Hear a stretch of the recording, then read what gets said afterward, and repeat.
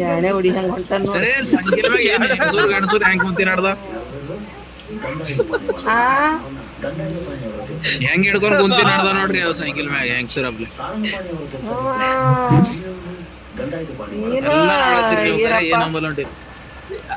ನೀನು ಈರಪ್ಪ ಆರ್ಯನ ಇಲ್ಲ ನಾ ಇಲ್ಲ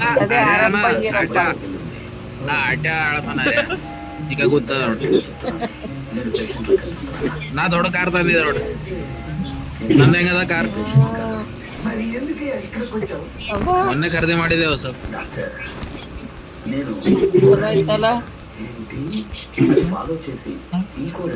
ದೊಡ್ಡ 5,000 ರೂಪಾಯಿ ಕಮಾಸಿ ಇರ್ಲಿಕ್ಕಿಲ್ಲ ತಂದ್ಕೊಳ್ಳ